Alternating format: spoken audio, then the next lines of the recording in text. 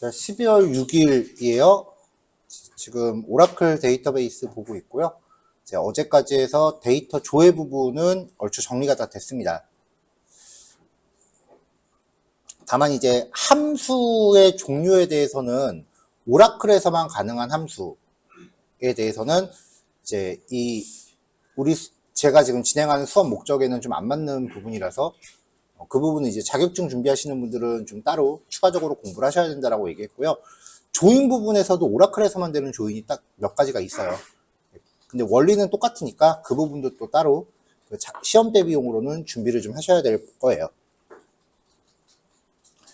자, 오늘은 이제 데이터를 입력, 수정, 삭제하는 과정에 대해서 이야기를 할 거예요. 네. 통칭 이제 insert, update, delete라고 부르는 구문들인데요. 얘네들은 쉬워요. 셀렉트에 비해서 상대적으로 굉장히 쉬워요. 자, 먼저 데이터 저장이에요. 통칭 이제 insert절이라고 부르는데요. 데이터를 추가할 때 쓰는 거예요. insert into 테이블 이름을 명시하고 values라고 한 다음에 값들을 순서대로 쭉 나열하시면 돼요. 숫자 형식은 당연히 헛다운표를 안 쓰고요. 그 밖에 나머지 형식은 헛다운표로 감싸시면 됩니다. SQL은 쌍따옴표 안 쓴다 그랬죠? 쿼리를 날릴 때 SQL문을 보통 다른 말로 쿼리문이라고 해요. 왜냐면은 스트럭처 쿼리 랭귀지 줄인 거기 때문에 가운데 것만 뽑아서 쿼리문이라고 해요. 쿼리를 날릴 때 DESC 한 칸 띄고 테이블 이름 이렇게 수행을 하면은 그 테이블의 구조를 확인할 수 있어요. 첫날 한번 소개했었죠. 그러면 이제 테이블의 구조가 쭈르륵하고 출력이 된다고요. 거기서 출력되는 순서에 맞게 값들을 나열하셔야 돼요. 이때는 순서가 안 맞으면은 에러가 납니다.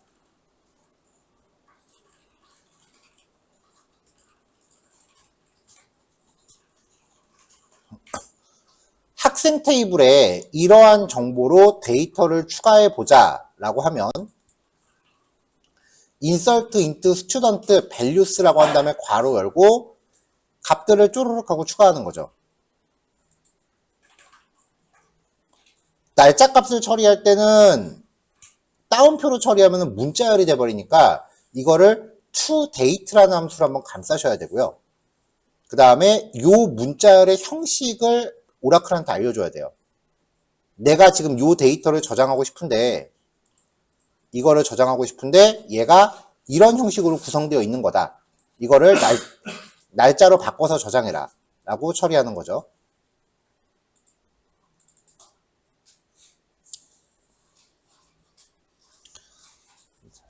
인설트가 정상적으로 되면은 한 개의 행이 삽입되었습니다 라고 표시가 되고요.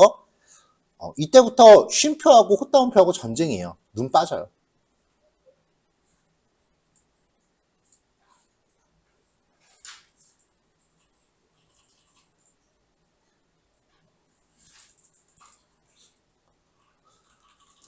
데이터가 저장된 다음에 셀렉트문을 수행해서 저장됐는지 여부를 확인해 볼 수 있습니다.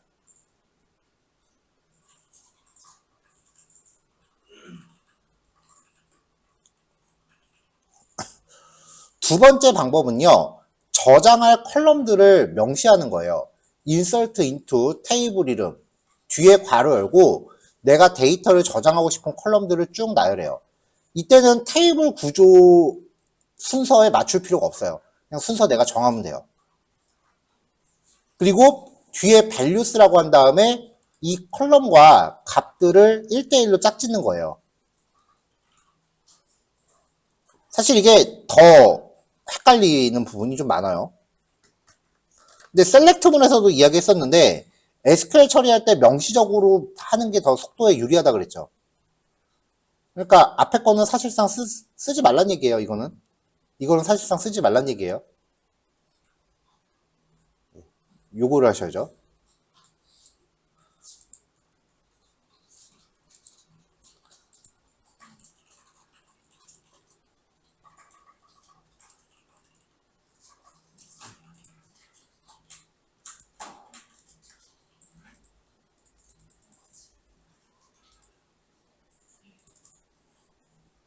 자, 넘어갈게요.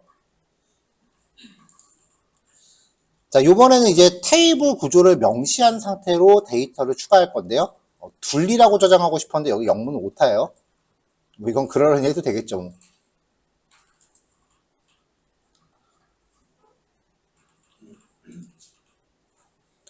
자, 요 데이터들을 저장할 때 보면 이제 테이블 이름 뒤에 괄호 열고 내가 저장하고자 하는 필드들을 쭉 나열한다고요.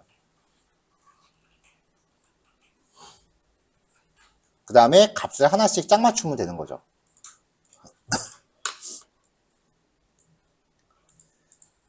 컬럼 이름을 딱히 명시하지 않고자 할 때는 DESC 테이블 이름 이렇게 해서 실행을 하면 이 테이블의 구조가 쭉 하고 표시가 돼요. 필드 이름과 그 다음에 데이터 타입 여기에 맞춰서 이제 순서대로 저장을 해주는 거예요.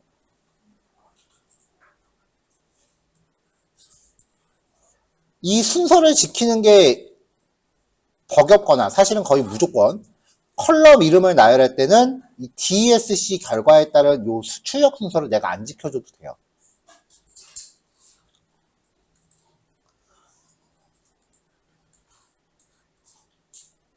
자, 이렇게 하면 이제 데이터 추가된 거 확인할 수 있죠.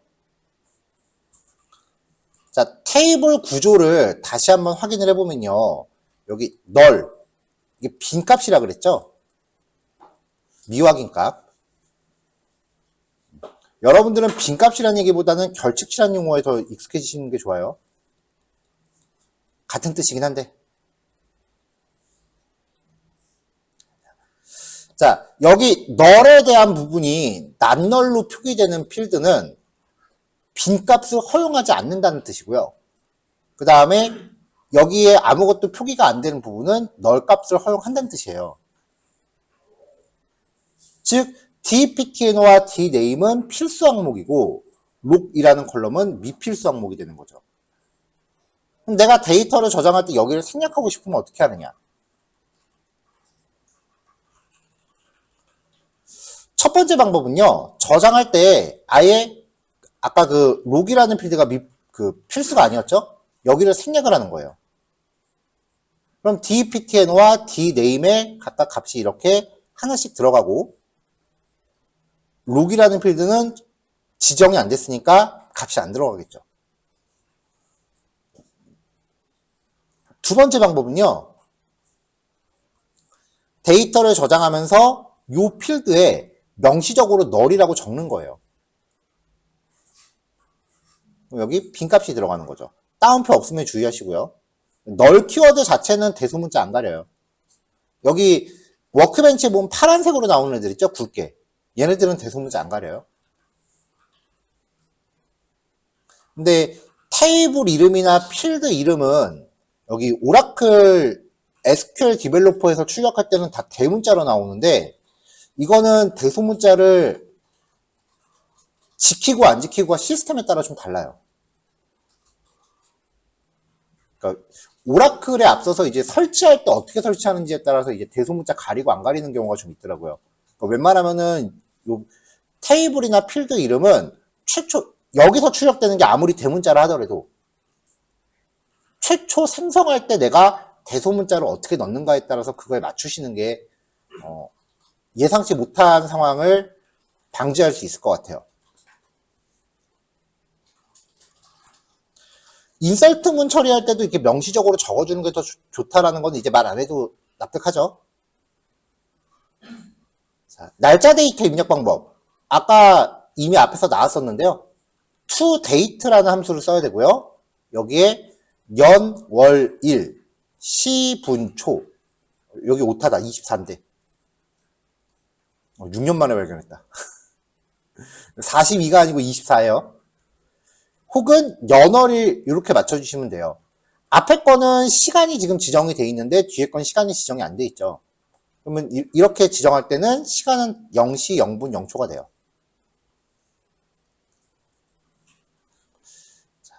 자, 이런 데이터로 저장을 해라. 그러면은 이제 입사일. 이제 하이어 데이트, 입사일 필드에 대해서 2014년 1월 1일, 연월일 이렇게 세팅을 하면은 출력할 때 날짜에 대해서 형식을 지정 안 하면 출력이 그냥 지멋대로 출력됩니다. 이렇게. 그냥 잠깐 결과만 보고 넘어가는 경우는 상관없지만 출력 결과를 내가 제대로 활용해야 되는 경우가 있다라고 하면은 출력할 때 날짜 형식 맞춰서 출력하셔야 돼요. 그 날짜 처리 형식 맞춰서 출력하는 건 어제 수업 내용이 있었죠.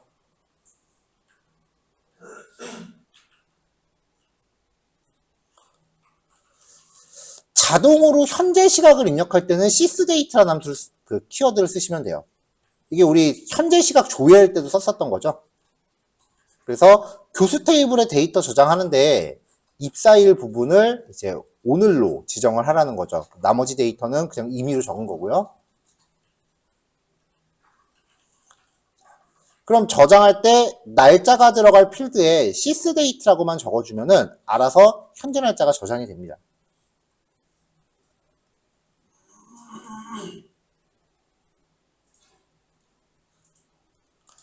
여기까지는 별로 어렵지 않죠?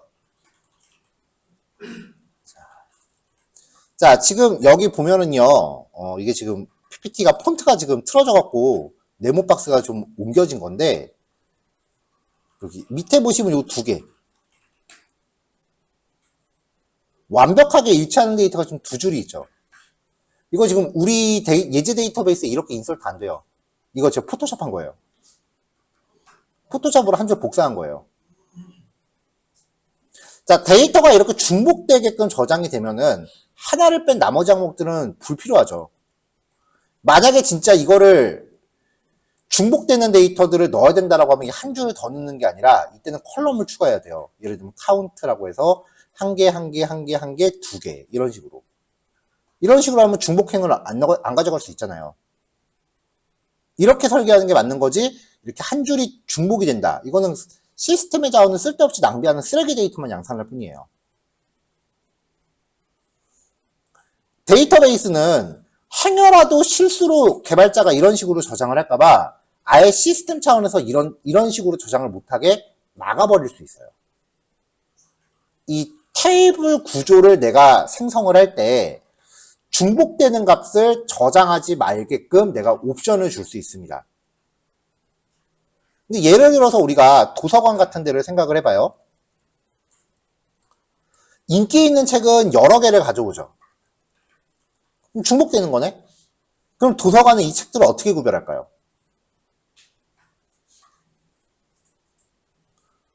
자, 학급이라고 칩시다. 학급에 가끔 이제 드물게 이름 똑같은 학생이 한 2명 정도 있는 경우 있죠. 그러면 학교에서는 이 학생들을 어떻게 구별할까요? 그렇죠. 학번이 들어가죠. 예를 들어서 뭐 이 친구 32번, 이 친구는 28번이다. 도서관도 마찬가지로 도서 번호라는 게 있잖아요. 어떤 대상을 고유하게 식별하기 위해서 가장 만만한 게 일련 번호예요.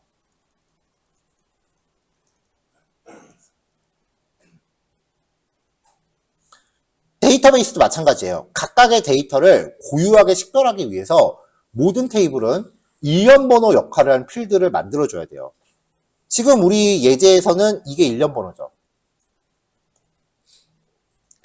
다른 내용들이 다 똑같다라고 해도 일련 번호가 다르면 서로 다른 데이터다라고 인식을 시키는 거예요.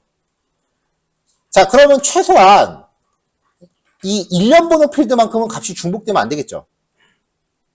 그래서 테이블을 만들 때 이 일련 번호 필드는 중복 안 됨이라고 옵션을 거는 거예요. 그래서 테이블의 각 행을 고유하게 식별하는 값이라고 하고요. 이런 값들을 외우세요. 기본 키 혹은 프라이머리 키. 밑에 있네요. 기본 키, 프라이머리 키. 통칭 PK라고 부릅니다.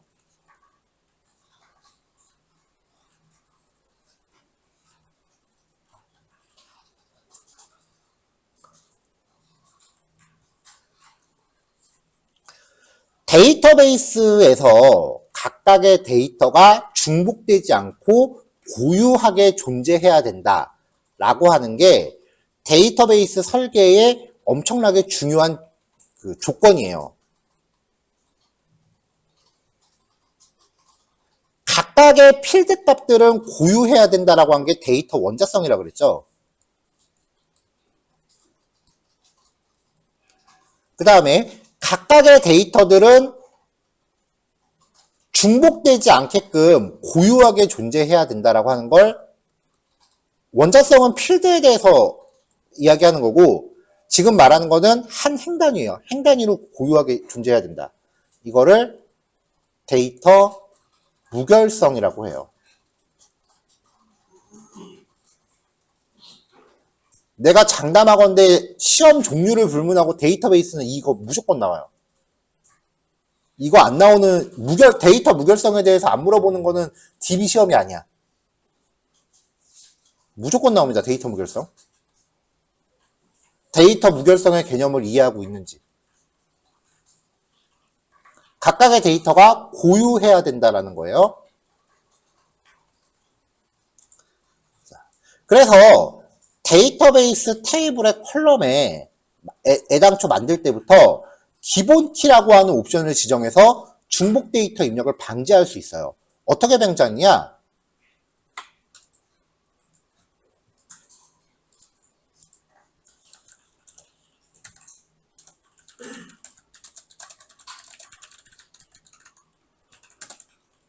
자, 여기 보면 101, 102, 201, 201 이렇게 데이터가 있죠. 이 상태에서 insert into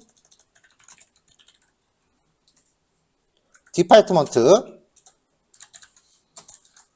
dptno dname 이렇게 한 다음에 values 101 하고서 뭔가 데이터를 넣으려고 한다. 자, 이걸 저장하려고 하면은 이런 식으로 에러, 무결성 제약 조건에 위배됩니다라고 하면서 에러 나요. 시스템이 저장을 거부하는 거예요. 왜냐면 이런 상황은 거부하라고 내가 이렇게 만들어 놨어, 애당초. 그렇죠? 데이터가 중복되지 않게 존재하는 걸 데이터 무결성이라고 하고요. 그렇기 때문에 중복되는 데이터가 저장되지 않도록 옵션을 거는 거를 무결성 제약 조건이라고 해요. 다른 말로는 이걸 뭐라고 부른다고요? 한글로. 네, 그래서 기본키 제약 조건이라고 부르는 사람도 있어요. 데이터 무결성 제약 조건, 그냥 무결성 제약 조건, 기본키 제약 조건. 나중에는 온갖 짬뽕을 다 시켜서 기본키 무결성 제약 조건이라고 부르는 사람도 있는데 대충 통밥으로 따라 맞추세요. 다 비슷비슷한 뜻이니까, 같은 뜻이니까. 필드 가면은 용어를 그렇게 디테일하게 구별하는 경우가 드물어요. 약간 맥락상 이게 무슨 뜻인지 내가 대충 감으로 때려야 되는 경우가 되게 많아요. 예를 들면은 이건 뭐 데이터 분석 쪽은 아니고 이제 백엔드 시스템 쪽인데 서버 조립해서 서버 설치하고 서버 깔어. 여기서 말하는 서버 3개가 뜻이 다 달라요. 서버 조립하고 서버 설치하고 서버 깔고 서버 설치해. 서버 조립해서 서버 깔고 서버 설치해. 앞에 나온 서버는 컴퓨터 하드웨어를 뜻하고요. 두 번째 서버는 운영체제를 뜻하고요. 세 번째는 백엔드 시스템을 뜻해요. 그냥 대충 찍어 맞춰야 돼. 서버 조립하고 서버 깔어. 진짜 이 말은 진짜 많이 해요. 앞에 서버랑 뒤에 서버가 다른 거지. 대충 통밥으로 맞춰야 돼. 그 용어를 그렇게 디테일하게 구별하는 사람들이 없어요.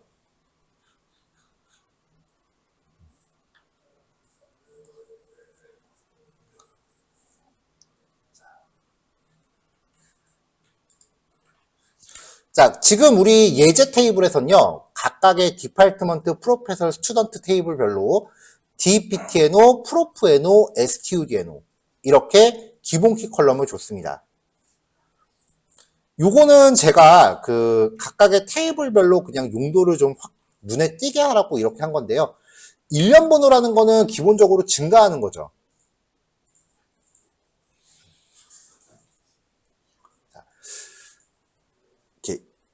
순차적인 어떤 흐름을 갖는 전반적인 흐름을 보통 시퀀스라고 표현을 해요. 오라클에서는 이런 일련 번호 체계를 시퀀스 값이라고 부르는 경우도 많아요. 시퀀스라고 하는 단어가 정확하게 정의하기가 좀 우리말로는 표현이 좀 애매한 부분인데 전체적인 어떤 흐름을 뜻해요. 그래서 기본 키 컬럼 이름에 SEQ라고 붙인 애들이 되게 많아요. SEQ라고 하면 뭔가 일련 번호 역할을 하는 거구나. 그런 식으로 떠올리시면 되고요. 그 다음에 또 일련 번호의 목적이 뭐라고요? 그쵸, 고유하게 구별하는 거죠. 자, 여러분 웹사이트에서 여러분들 각자를 고유하는 값을 뭐라 그래요? 그쵸, 아이디죠. 그래서 일련 번호를 아이디라고 부르는 애들도 되게 많아요. 웹사이트에서 우리가 아이디라고 부르는 게 왜 아이디인지 아세요, 혹시? 이거 파이썬 할 때 얘기했었는데.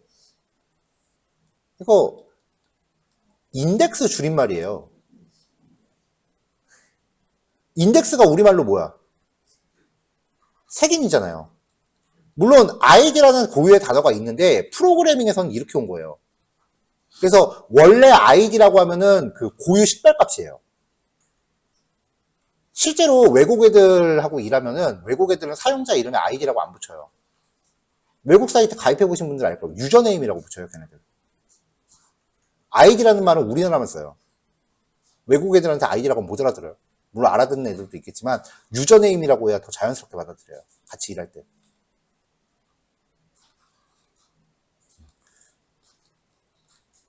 인덱스, id. 그래서 MySQL 같은 경우는 일련 번호를 다 id라고 붙여요. 오라클 같은 경우는 거의 다 SEQ라고 붙여요. 누가 정한 건지 모르겠는데 DBMS마다 약간 문화가 좀 있더라고요. 근데 뭐 절대적인 건 아니에요. 그냥 사람들이 그렇게 한다는 거지. 근데 코딩할 때 되게 잘 준수하셔야 되는 게 그 회사마다 각각의 기업 문화가 분명히 있겠죠.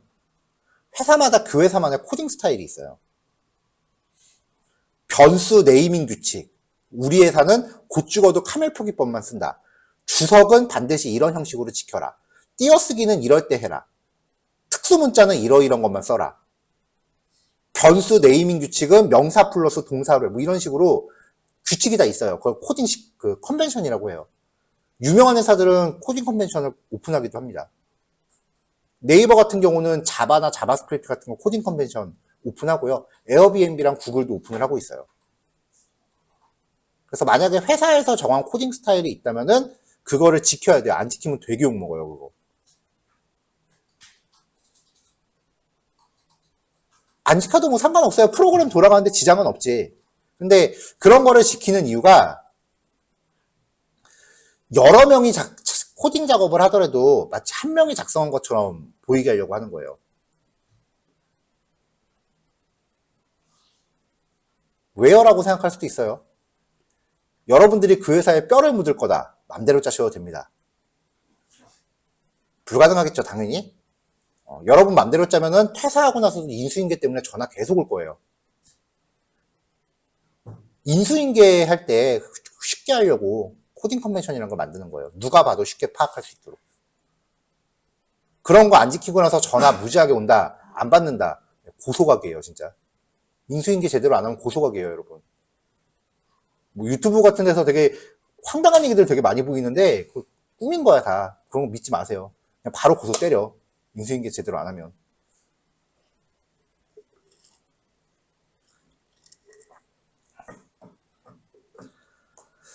자, 어쨌건 얘기가 좀 옆으로 샜네요.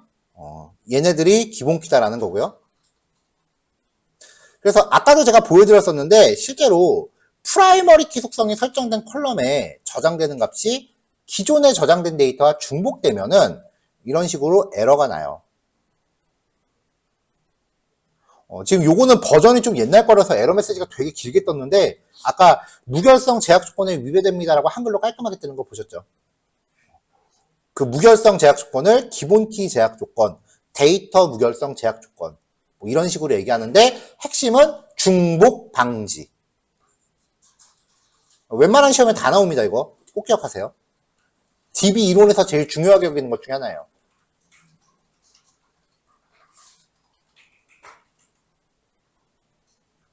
시간이 많이 됐네. 자, 여기까지 일단 정리합시다. 인설트는 몇 개 안 되니까 금방 할 거예요. 10분이면 충분하죠? 네, 1교시 10분밖에 안 남았어. 하고 10분 쉬었다가 이어서 할게요. 30분 해봅시다. 데이터를 저장할 때 일련 번호에 대해서 매번 우리가 이전에 저장했었던 값을 기억해서 넣어야 된다라고 하면 다소 불편함이 좀 많아요. 예를 들어서 한 3년 전쯤에 38,721번을 저장했는데 3년 지나고 나서 다음 거 저장하려고 하면 기억 안 날 거 아니에요. 자, 그래서 자동 증가 일련 번호 속성을 지정할 수가 있어요. 그걸 이제 명시적으로 시퀀스라고 부르는데요. 각각의 테이블하고 같이 쓸 수 있어요. 그래서 인설트절에서 자동으로 기존의 값들 중 가장 큰 값보다 1 큰 값이 저장되게 할 수 있어서 데이터의 고유성을 유지할 수 있어요. 시퀀스를 만드는 방법은 create 시퀀스, 이름을 하나 잡아주고 start with 시작값, increment by 증가값, 보통 1, 1 이렇게 세팅을 하겠죠. 시퀀스는 보통 테이블하고 1대1로 매칭을 시켜요. 테이블 하나 만들 때 시퀀스 하나도 같이 만든다 라고 생각하시면 되고요. 지금 예제DB에는 다 만들어져 있어요. create 시퀀스, seq 디파트먼트, start with 300부터 증가량은 1씩. 예를 들면 이런 식으로 만드는 거예요. 이 SQL 디벨로퍼에서 확인을 해보면은 테이블들 이외에 여기 시퀀스라고 되어 있는 항목들이 있습니다. 여기 보시면 이제 디파트먼트 SEQ, 그 다음에 인플로이즈 SEQ, 로케이션스 SEQ. 이거는 어저께 추가한 오라클 공식 예제에서 만든 거고요. 우리가 첫날 수업용으로 만들었던 것들은 이렇게 돼 있어요. SEQ 디파트먼트, SEQ 프로페서, SEQ 스튜던트. 테이블마다 하나씩 짝지어지게끔 만들어 놓은 거예요.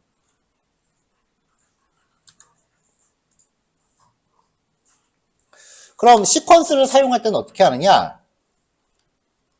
SEQ 디파트먼트 시퀀스 이름점 next bar라는 값을 호출하면은 기존 값보다 1 증가되는 값이 이 자리로 와요. 그러니까 시스템 상수라고 생각하시면 돼요. 이제 이 자리에 알아서 1 큰 값이 오는 거죠. 플러스 된 값이요. 그래서 데이터를 저장할 때는 보통 이렇게 시퀀스를 사용하지 명시적으로 일련 번호를 지정 잘 안 해요. 왜냐하면 사람이 관리하면 중간에 분명히 뭔가 연속성이 떨어질 수도 있기 때문에. 자, 인설트는 이 정도고요. 그 다음 이제 데이터 수정입니다. 업데이트, 테이블 이름, 셋, 컬럼 이퀄 값, 컬럼 이퀄 값 이런 식으로요. 수정을 원하는 컬럼에 대해서만 셋 뒤에 명시하시면 돼요. 모든 컬럼을 다 고칠 필요는 없어요. 그리고 where절이 필요하다면 추가를 합니다. 이 조건에 맞는 행만 수정이 되겠죠. delete from 테이블 이름, 그리고 where절, 조건에 맞는 데이터만 이제 삭제를 합니다. 자, 예를 들어서 교수 번호가 9903번인 교수의 직급을 조교수로 급여를 250만 원으로 수정을 해라 라고 하면은 업데이트 프로페서 셋, 포지션은 조교수, 급여는 250, where 교수 번호가 9903. 그럼 이 조건에 맞는 데이터가 한 건이 있을 테니까 한 개의 행이 업데이트 되었습니다 라고 표시가 되죠. 다시 조회해보면 수정된 걸 확인할 수 있습니다. 직급과 급여. 별거 없죠? 수정은요. 삭제. delete from student where student가 20103인 데이터를 지워라 라고 하면은 삭제가 되는 거죠. 자, 지금 여러분들 예제 데이터셋은요, 우리 디파트먼트, 프로페서, 스튜던트 얘네들은요, 여러분들이 직접 인설트한 데이터가 아닌 이상 디파트먼트하고 프로페서는 삭제가 안 돼요. 그게 왜 그런지는 뒤에서 나올 거예요. 스튜던트는 맘대로 삭제하셔도 되고요.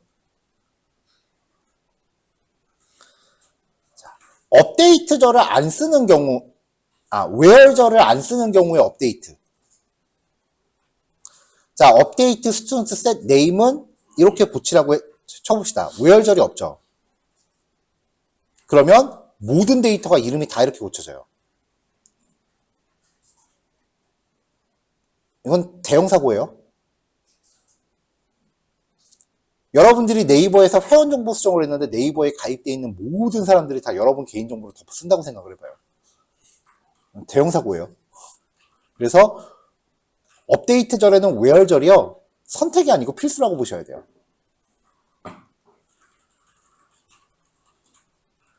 딜리트는요, 더 심각하죠. 이거는 실습하지 마세요. 여기 실습 딱지 안 붙였어요. 이건 실습하지 마세요. 진짜 이렇게 하고 나면 셀렉트 때 아무것도 안 나와요.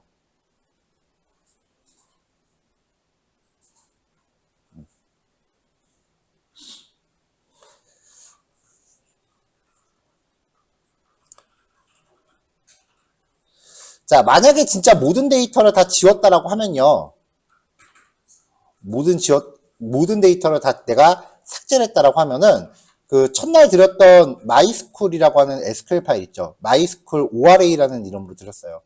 이 파일의 내용을 다시 복사 붙여넣기 한 다음에 실행하시면은 다 리셋됩니다.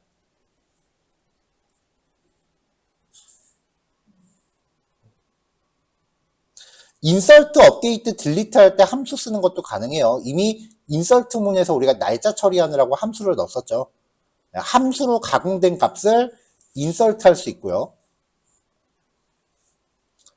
그 다음에 함수로 가공된 값을 업데이트 할 때 쓸 수도 있고요. 그리고 where절 같은 거에서 함수가 적용된 검색 조건을 쓸 수도 있는데, 인설트, 업데이트, 딜리트 같은 경우는 사실 함수를 날짜를 제외하고는 함수를 잘 안 쓰게 돼요. 왜냐면은 여기에 들어오는 값들이 결과적으로 일반 직군에 종사하는 사람들이 SQL을 직접 쓰지는 않을 거예요. 여러분들이야 뭐 코딩 배우는 입장이니까 SQL을 다루지만, 그러면 대부분 데이터를 대신 인설트문을 수행하기 위해서 어떤 인터페이스가 제공되는데, 그 대부분의 역할이 웹사이트예요. 앱이나 웹사이트 같은 데서 입력을 하면은 그 입력된 값을 이제 SQL문을 대행해 주는 거죠. 그러다 보니까 이런 프로그램은 뭐 자바라든지 아니면은 파이썬이라든지 이런 걸로 만들어야 되잖아요. 그러니까 사용자가 입력한 값을 프로그래밍 언어단에서 먼저 함수 써서 가공을 해서 인설트를 해요. 그러니까 값을 가공하는 거는 보통 프로그램 단에서 하지 SQL로는 잘 안 하더라고요. 사실 여러분들이 SQL을 공부하기 시작한 것 자체가, 나는 개인적으로 사실 여러분들이 SQL을 하는 게 좀, 그러니까 데이터 분석 직군이 SQL을 하는 것 자체가 굳이 해야 되나라는 생각이 좀 있기는 해요. 자, 전통적으로 이제 IT 산업 초창기 때, 잠깐 또 딴 얘기. IT 산업 초창기 때는 일단 웹부터 시작을 했죠. 웹사이트들이 많이 만들어지기 시작을 했잖아요. 이제 웹사이트를 만들 때 초창기 때 이제 나왔던 게 웹 프로그래밍 언어가 되겠죠. 뭐 우리가 지금 프론트엔드, 백엔드라고 부르는 거. 프론트엔드라는 게 있고요. 프론트엔드는 화면을 담당해요. 화면이라고 하는 거는 일반 사용자가 어떤 값을 이제 화면에다 입력을 하겠죠. 내지는 검색을 요구하겠죠. 여러분들이 일반 네이버 같은 거 쓰면서 하는 것들을 떠올리시면 됩니다. 그럼 프론트엔드에 입력된 내용을, 프론트엔드가 자기가 입력받은 내용을 백엔드라는 시스템에 전달을 해요. 그래서 웹 개발할 때 프론트엔드 개발자, 백엔드 개발자 이렇게 따로 하는 경우도 있고, 이거를 퉁쳐서 배우는 경우도 있어요. 근데 이 백엔드의 역할은 결국은 사용자가 입력한 건 어딘가에 저장을 해야 되잖아요. 그것들이 저장되어 있는 곳이 데이터베이스예요. 근데 프론트엔드가 데이터베이스에 직접적으로 접근할 수 있는 기능이 없거든요. 그래서 백엔드가 이거를 대행해줘요. 이 과정에서 SQL이 발생을 하고요. 이게 전통적인 시스템이에요. 재밌는 거는 프론트엔드 개발을 공부해도 국비 지원 6개월, 백엔드를 공부해도 6개월, 다 공부해도 6개월. 그렇다라는 거지. 자, 이렇게 이제 시스템이 구축이 된 게 이제 2000년도 초반부터 이런 식으로 시스템들이 구축이 되기 시작을 했고요. 지금 거의 20년이 지났잖아요. 그러면은 뭐 쇼핑몰이라든지 아니면은 그 밖에 다른 종류의 웹사이트들도 고객 데이터들이 많이 쌓이기 시작을 했을 거라고요. 옛날부터 이 데이터의 중요성은 많이 대두가 됐어요. 예를 들면은 어느 웹사이트 해킹됐다라고 뉴스 기사 뜨면 그 사이트에 데이터 훔쳐갔다 그러지 프로그램 소스 훔쳐갔다는 얘기는 안 나와요. 프로그램 소스는 가치가 없어요. 이걸 통해서 쌓아놓은 데이터가 가치가 있는 거지. 부가가치는 다 여기서 나와요. 얘가 돈이라고. 초창기 때는 그냥 이 데이터들을 통해서 합계, 평균, 최대, 최소 요 정도만 추출해도 충분했거든요. 뭐 월별 매출 합계 요 정도만 해도 충분했는데 이 데이터들이 워낙 많이 쌓이다 보니까 이제 그 빅이라고 하는 단어를 붙일 수 있을 만큼 몇 천만 건이 쌓이다 보니까 이제 얘네들을 통해서 얘네들을 활용해서 어떠한 그 미래의 값을 예측하려는 시도가 생겼다는 거죠. 그러니까 여기에 이제 통계라는 거를 덧붙이려고 한다는 거지.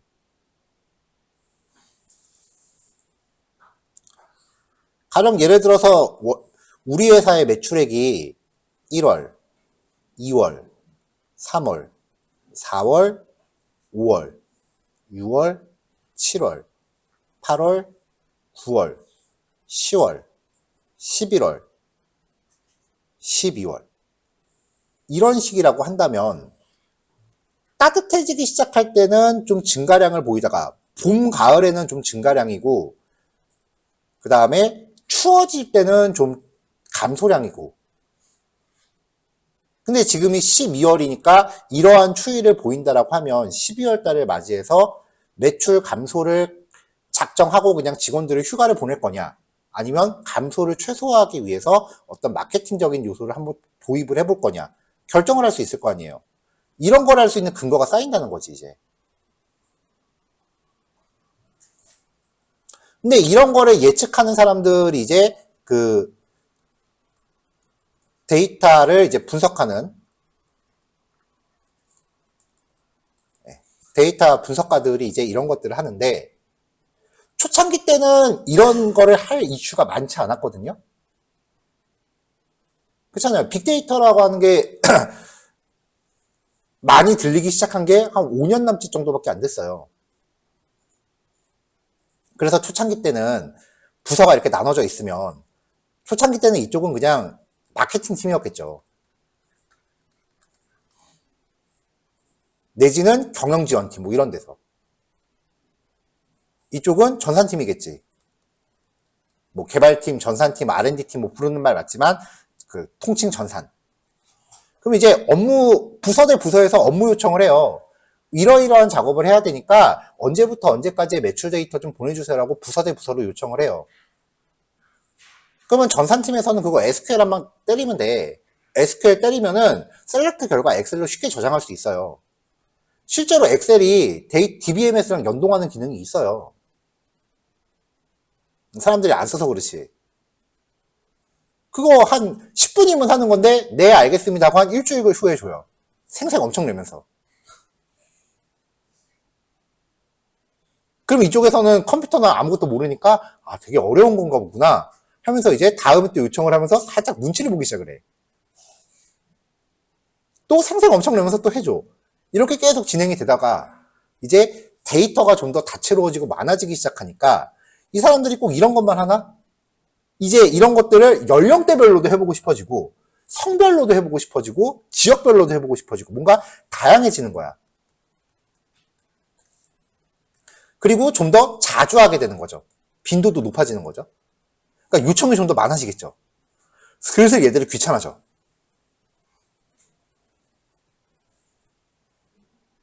전에는 그냥 한 달에 한 번 정도 월별 보고서 뭐 이런 거 할 때마다 요청 오니까 그냥 받아서 한 일주일 정도 되게 얘네가 뭐 매달 말일날 보고를 해야 되기 때문에 그거를 한 15일쯤에 요청을 한다라고 하면은 나는 그거 10분도 안 걸리는 작업인데 시간 질질 끌면서 한 29일쯤에 보내준다고요.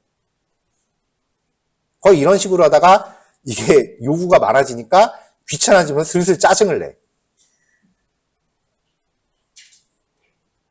그래서 우리가 이제 아마 내일쯤부터 다루게 될 텐데 중간에 이제 직접 데이터를 자기가 원하는 걸 가져갈 수 있는 그 API를 개통을 해줘요.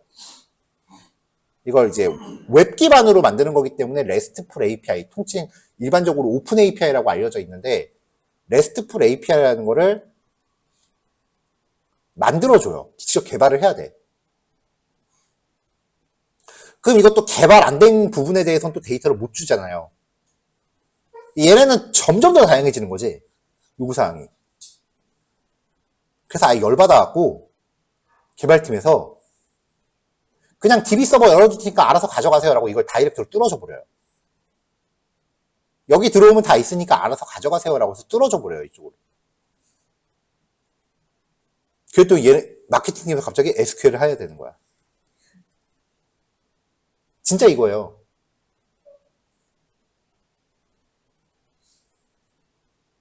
그러니까 만약에 업무 분장이 진짜 원칙대로 제대로 됐으면 이쪽에서 SQL을 할 이유가 없어. 왜냐면은 이거를 뚫어준다는 것 자체가 이 제정신이 아닌 거야. 보안 때문에 이거 뚫어주면 안 된다고요. 근데 뚫어줘. 대신에 이거 회사 밖에선 절대 못하고 회사 안에서밖에 못합니다. 라고 보안 장치를 마련을 하는 거죠. 회사 안에서만 가능한 네트워크를 내부망이라고 해요. 보통 데이터베이스를 직접적으로 만져야 되는 경우는요, 외부에서는 안 돼요. 그 사무실 안에까지 가야 돼. 회사 안에서밖에 못해요. 보안 때문에.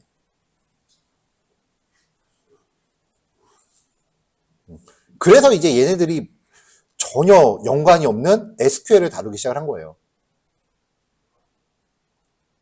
그래서 실제로 제 경험담인데 지금도 그러는지 모르겠어요. 한동안 국민은행의 신입사원 교육에 SQL이 있었어요. 예전에 제가 일하던 기관에서 대행해서 했었거든요. 도대체 은행원들이 SQL을 왜 배워야 되는지 되게 궁금했어요. 그게. 근데 나중에 이제 주말반 수업에 어디야?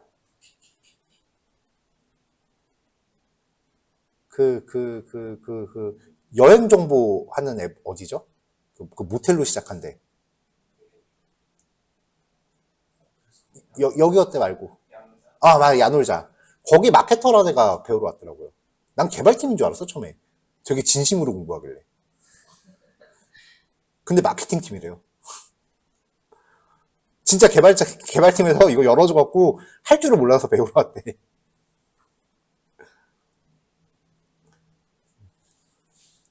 근데 이런 일들이 비일비재하더라고요. 요즘은 일반 기업 입사 시험도 파이썬 시험 보는, 그 개발이랑 전혀 연관 없는 직군도 파이썬 시험 보잖아요. 이것도 지금도 그러는지 모르겠는데 제가 몇 년 전에 삼성 입사 시험에 파이썬이 들어갔다는 얘기를 봤었거든요. 기사로. 그러니까 전혀 코딩하고 연관이 없는 직군인데도 이제 파이썬을 요구하는 기업들도 점점 늘어나고. 그래서 SQL하고 파이썬은 필수인 것 같아요. 실제로 이게 단옥화되고 있네. 실제로 코딩을 안 하더라도 엑셀은 보통 다 하죠. 지금 제 컴퓨터에 있는 엑셀이 2016 버전이라서 지금 안 되는데 지금 베타까지 나와 있어요. 보신 분도 계실 거예요. 여러분들이 최소 내년쯤부터 만나게 될 엑셀은요. 여기서 equal하면 수식 넣을 수 있죠. 엑셀 다음 버전, 지금 베타 버전 나와 있고요. 그 베타, 유료 버전 쓰는 분들은, 직접 돈 내고 쓰는 분들은 미리 체험할 수 있어요. py라고 입력하고 엔터 치면은 욕하는 파이썬 코딩 칸으로 바뀌어요. 지금 나와 있어요. 정식 출시만 안 했지.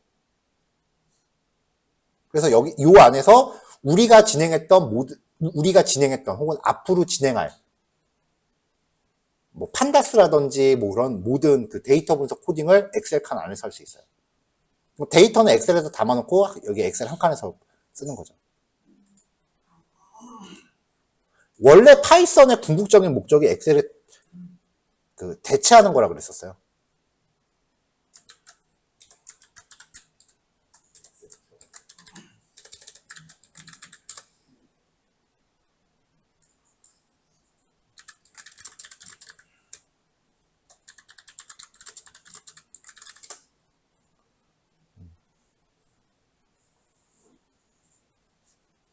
이게 그 다음에 이번에 보여드릴 거는 제가 맥 버전에서는 안 돼가지고 맥 버전은 안 나와 있어서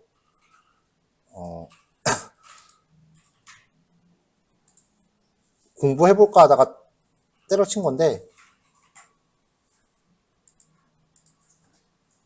이거는 나온 지 좀 됐고요. 어떤 거냐면은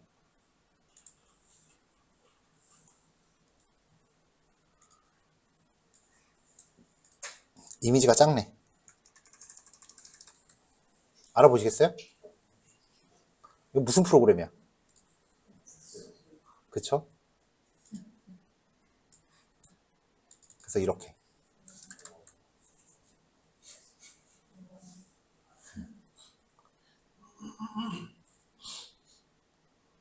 이거는 지금 나와 있어요. 근데 이게 유료여갖고 그리고 윈도우에서밖에 안 되는 거라서 제가 손을 안 대고 있었는데 마이크로소프트가 한 줄 더 뜬 거지.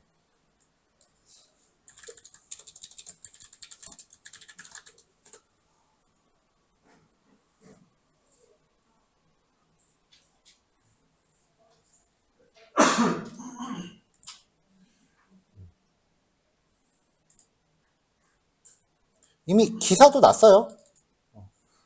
올 여름에 베타 버전이 나온 거거든요. 파이썬 지원한다 라고 해서 프리뷰 동안은 그 요금제 포함된 사람들만 쓸 수 있고요. 뭐 이후에는 유료 라이센스가 없으면은 뭐 일부 기능이 제한된다고 하는데 뭐 다들 어둠의 경로를 쓰겠지.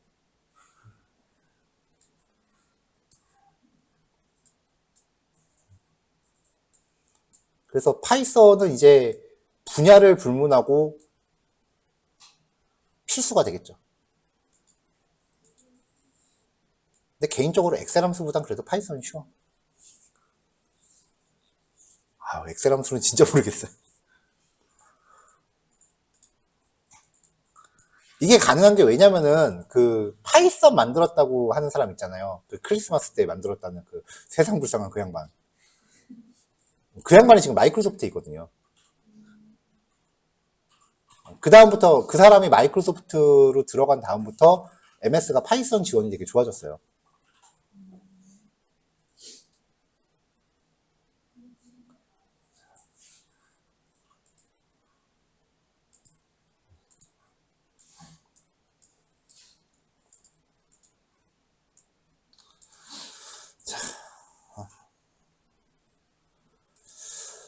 자, 넘어가서 학번이 20101인 학생의 3년월일을 현재 시각으로 변경해라. 그냥 단순히 현재 시각으로 낼 것 같으면은 필드에다가 시스데이트라고 주시면 되고요. 대신에 조회할 때는 그냥 벌스데이트라고 하면 출력 형식이 그 케바케가 되니까 시스템에 따라서 달라지니까 투차 적용해서 보고 싶은 형식으로 맞춰서 출력하는 게 좋다. 업데이트 딜리트는 뭐 크게 어렵진 않습니다. 자, 근데 여기에서 인서트 업데이트 딜리트를 하잖아요. 그러면은 얘를 끌 때 이런 식으로 물어볼 수도 있어요. 이 SQL 디벨로퍼를 종료하려고 하면은 이렇게 물어볼 수도 있어요. 트랜잭션이라고 하는 거에 대해서는 이게 1년에 뭐 처리 단위라고 이야기를 하는데 일단은 커밋하고 롤백부터 이해를 하세요. 커밋 쉽게 말하면 컨트롤 S, 롤백 컨트롤 Z. 컨트롤 S가 뭐예요? 저장. 컨트롤 Z는 취소죠. 인서트, 업데이트, 딜리트는 실제로 즉시 반영이 안 돼요. 오라클이 그냥 임의로 기억만 하고 있다가 얘를 끌려고 할 때 저장할까요? 취소할까요? 라고 물어봐요. 여러분들이 메모장이나 워드 같은 거에서도 뭔가 내용 막 작성하고서 특별히 다른 조작 안 하고 그냥 끌려고 그러면 저장할까요? 버릴까요? 물어보잖아요. 같은 거예요. 근데 워드에서 막 뭔가 하다가 내가 직접 저장 버튼 누를 수도 있고 내가 직접 컨트롤 Z 눌러서 되돌릴 수도 있죠. 그러고자 할 때는 이제 명시적으로 커밋이라고 실행하면 완전히 저장이 됩니다. 커밋 후에는 되돌릴 수가 없어요. 커밋하고 나서 다시 롤백한다고 되돌아가는 거 아니에요. 낯장 불입이에요. 데이터를 딜리트를 했어요. 롤백하면 되돌아가요. 그래서 컨트롤 S와 컨트롤 Z 기능이다. 이렇게 하면 이해는 되게 쉽죠.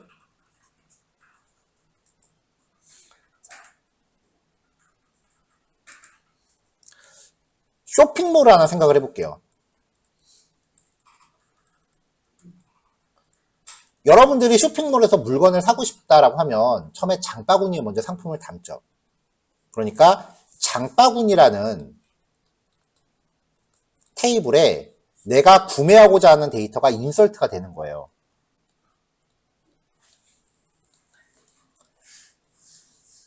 뭐 장바구니에 몇 개를 담았다고 칩시다. 그럼 그 다음에 얘네들을 체크해서 결제하기로 넘어가죠. 그럼 결제 과정에서 일단 결제 정보를 먼저 입력을 해요. 그리고 주문자 정보도 입력을 해요. 그 다음에 배송지 정보도 입력을 하죠. 장바구니에서 결제가 일어나는 동안 3개의 테이블에 인설트가 돼야 되고요. 이게 인설트가 다 되면은 장바구니는 딜리트가 돼야 돼요. 장바구니 비워야 되잖아요. 그리고 이 과정에서 이미 내 카드에서는 출금이 되겠죠. 카드 출금은 쇼핑몰이 직접 하는 게 아니라 결제 대행업체한테 카드 출금해주세요 라고 요청을 보내는 거예요. 프로세스가 보통 결제를 누르면 이걸 먼저 하고 그 다음 여기가 처리가 완료가 되면은 데이터들을 저장하고 그 다음에 비울 거를 지워요. 딜리트. 이게 우리가 웹사이트에서 결제라는 버튼을 눌렀을 때 일어나는 일련의 흐름이에요. 카드 출금은 통신 처리를 하나 해야 되고요. 인설트, 딜리트가 되는 거죠.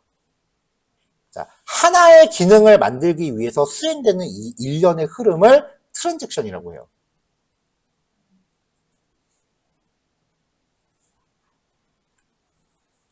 그러면 트랜잭션이 여기부터 여기까지 이제부터 나 트랜잭션 할 거야 라고 걸면은 SQL은 데이터베이스는 이 SQL문들이 수행되는 과정을 즉시 반영을 안 하고 그냥 기억만 하고 있는다는 거죠. 그리고 나서 무사히 다 끝나면은 다 끝났으니까 커밋이라고 명령을 내려줘야 되는 거예요. 이런 게 왜 필요하냐? 자, 결제 버튼 눌렀어. 처음에 카드 돈 빠져나가죠? 결제 정보 저장했어. 주문자 정보 저장했어. 배송지 정보 저장하려고 했는데 코딩 잘못해서 에러 났어. 그럼 배송 어디 될지 모르잖아요. 자, 프로그램이 에러 나면 실행하다 어떻게 돼요? 뻗죠? 비정상 종료라고 표현을 해요, 보통. 여기서 뻗죠? 그럼 사용자는 죄송합니다. 처리에 실패했습니다. 잠시 후 다시 시도해 주십시오. 내지는 관리자에게 문의해 주십시오라고 에러 날 거야. 이미 내 카드 돈은 나갔는데 어쩔 거야, 그거. 그러니까 이런 일이 발생하면은 롤백을 시켜야 될 여지가 있다는 거죠. 계속 실시간으로 반영해버리면 이미 돈은 나가버리잖아요. 그러니까 중간에 문제가 생기면 그거를 다 취소시켜야 될 여지가 필요하니까 이제부터 나는 이 작업을 즉시 반영 안 하고 마지막에 커밋하겠다 라고 옵션 거는 걸 이제 트랜잭션이라고 해요. 이거를 만약에 여러분들이 책으로 보시면은 뭔가 명확하게 용어를 설명을 해놨을 거예요. 제가 그 명확한 용어까지는 지금 그 뭐라고 불러야 될지 잘 기억이 안 나는데 취지는 그거예요. 에러 날 때를 대비해서 컨트롤 S와 컨트롤 Z의 여지를 남기는 거. 그게 트랜잭션입니다. 이렇게만 이해하시면 책에서 나오는 설명 받아들이시기 훨씬 수월할 거예요. MySQL 같은 경우는요. 아마 여러분들 하면서 이런 거 못 봤을 거예요. 왜냐면 MySQL은 시스템 기본값이 오토 커밋이에요. 내가 뭘 하건 간에 그냥 무조건 실시간으로 커밋이 돼요. 그래서 MySQL은 인서트 업데이트 딜리트 한번 날리면 그 다음에 나창 불입이야. MySQL에서 내가 트랜잭션을 하려면은 나 지금부터 트랜잭션 할 거다라는 명령어를 따로 날려야 됩니다. 오라클 같은 경우는 트랜잭션이 기본으로 활성화되어 있어요. 그래서 나 다 했으니까 커밋해 주세요라는 명령을 명시적으로 날려야 돼요. 다시 MySQL은 오토 커밋이 기본값이고요. 오라클은 오토 커밋이 안 돼 있어요. 그래서 마지막에 커밋을 할지 롤백을 할지 결정을 해줘야 된다. 자, 연습 문제 3개 있는데요. 뭐 크게 그렇게 내용이 많거나 그러진 않습니다. 인서트 업데이트 딜리트 한 번씩 해보자는 거니까 요거까지 해보시면은 입력 수정 삭제가 정리가 됩니다. 자, 11시 반부터 이제 조회 입력 수정 삭제 다 해봤으니까 우리가 직접 테이블을 만드는 과정에 대해서 살펴보죠. 자, 11시 반이요. 자, 첫 번째 문제예요. 인터넷 정보과라고 하는 내용을 신설하기 위한 데이터를 입력하고 결과를 조회하세요 인 거죠.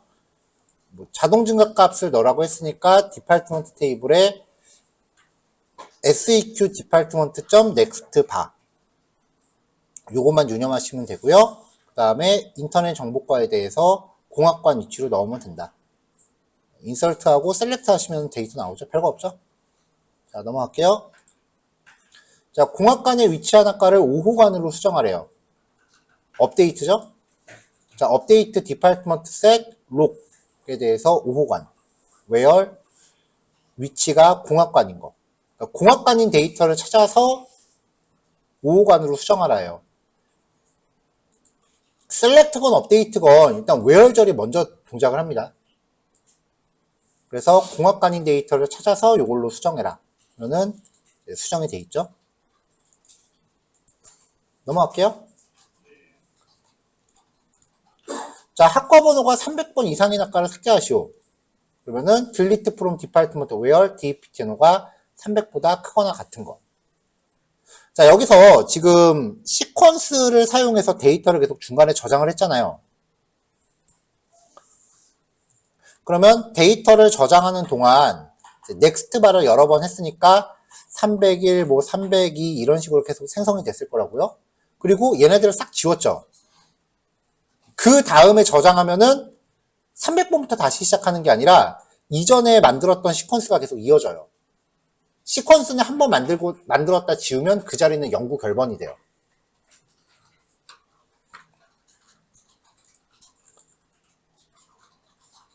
자, 여기까지 해서 데이터 입력 수정 삭제 조회였어요.